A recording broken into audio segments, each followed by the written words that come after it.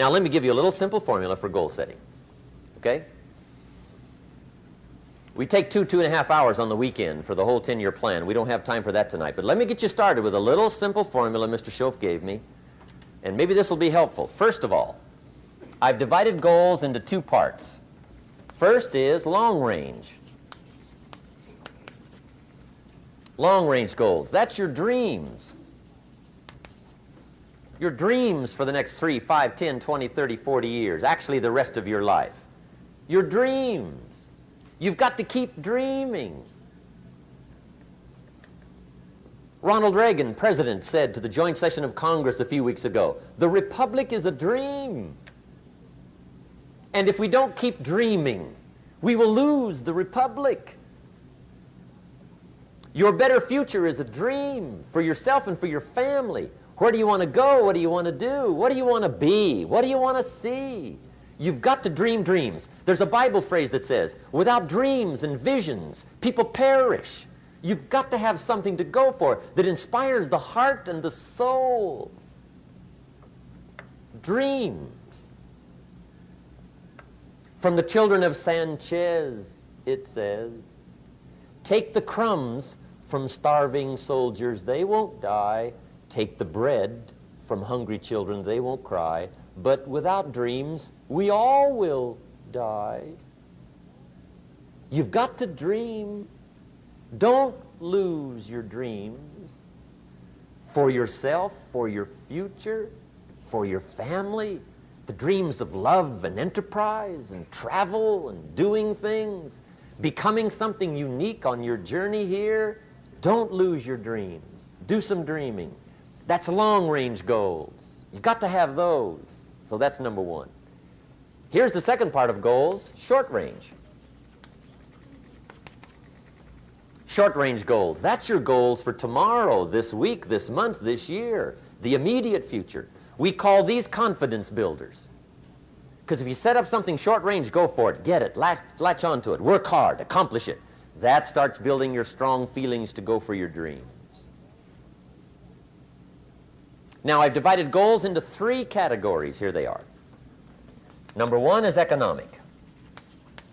That's your goals for money, income, business, profits, production. Economics. Make sure you've got your economics well planned. Economics plays a major role in everybody's life. Economics is major, which means it ought to be meticulously well planned for tomorrow, this week, this month, this year, long range. What if you asked somebody tomorrow if you could see their meticulously well-planned list of economic goals? What would they probably say? They'd say, you some kind of a nut? You must be weird. Hey, I found out what success is. Success is doing what the failures won't do. Make sure you've got your economics well planned. It'll put you in the top 5%. One of the key little subjects we talk about on the weekend is the 7 fundamentals for wealth and happiness. And that's one of them, well-planned economics. It's a fundamental if you want to do well. Join the top 5%. Anybody in this room can join the top 5%, if you will. Okay. Now here's the second category of goals, things. Make a list of the things you want. And on my list of things, now I put everything. Little things as well as major things. Doesn't matter how small it is, it goes on my list. I used to just put major things, cars, homes. I don't do that anymore. I now load my list with everything. Everything. And the reason is, part of the fun of having a list is checking it off. That's it. Boy, at the end of the day, if you can go, got it, got it, got it, got it, got it, got it, whatever it is, right? You get into the habit. So load up your list, the things you want. Now, when you check off something major, celebrate. That's an important point to make. Celebrate your achievements. Live it up. Have a party when you reach something you've worked for a while. See, we all grow from 2 experiences. One is called the pain of losing. The other one is called the joy of winning.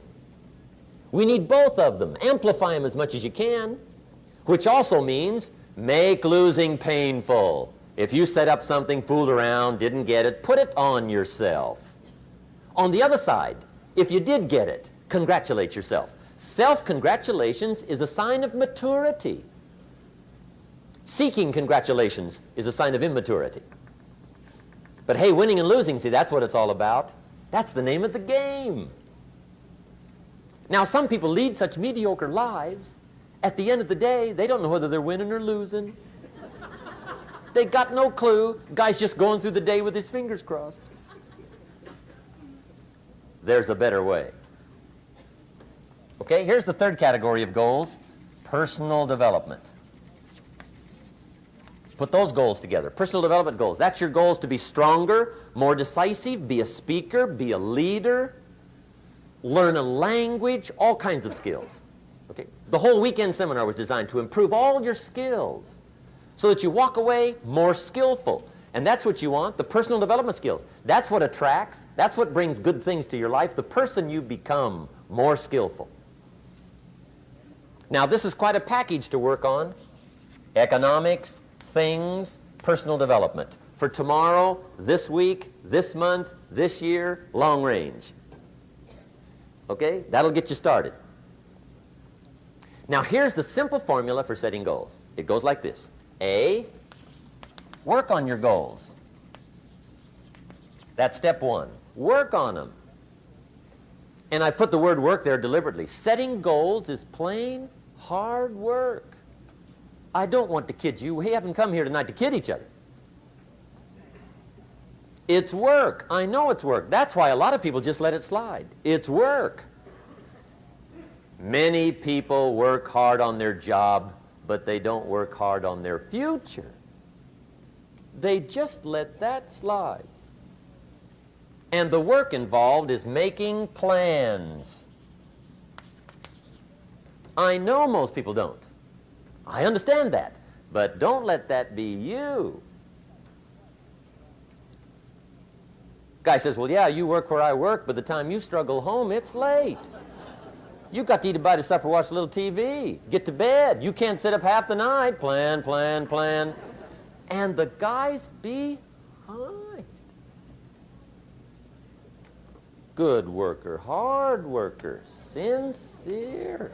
But you got to be better than sincere, working hard. You got to be better than a good worker. You got to be a good planner. Somebody once wisely said, the people who fail to plan are planning to fail. Well said. So work on your goals. Here's step two. Write your goals down. That's so important. I teach my staff around the world, put your goals in your journal. Because one of the major people you want to study is yourself. Say, here's the list of goals I put together 3 weeks ago. Here's the list of goals I put together 2 years ago. Here's some of the changes I made, rearrangement of my priorities. I scratched these off, I put these on, I've gotten these. Study your accomplishments, study what your desires are. Put them on paper, write them down. Here's another reason for writing your goals down. It shows you're serious about doing better. And to do better, you got to get serious. You don't have to be grim, but you must be serious. Everybody hopes things will get better. Everybody hopes. Poor people hope. That ought to tell you something. It means the future does not get better by hope. It gets better by plan. I used to have the affliction called passive hope. It's an affliction. It's bad. Probably what's even worse than that is happy hope. Now that is really bad. That's bad. Happy hope.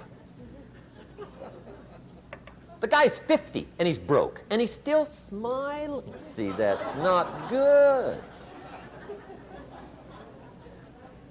So get serious about your goals. Put them on paper. Write them down.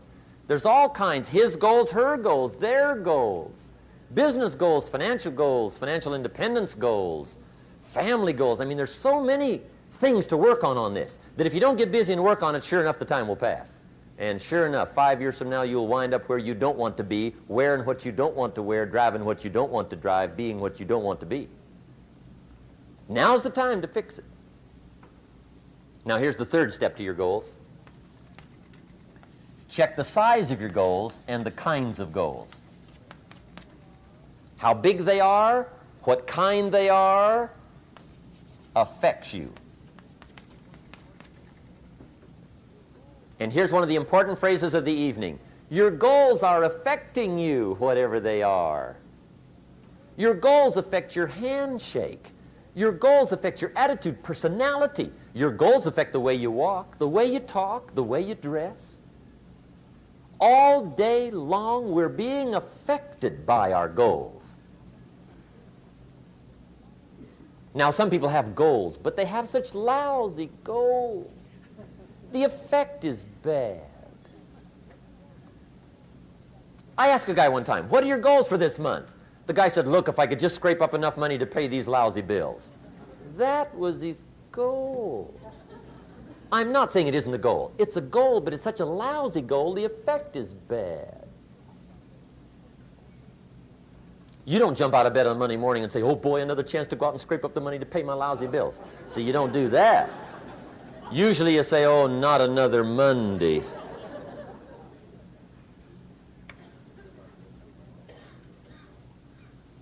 And some people have so given up on life, they have joined the thank God it's Friday club.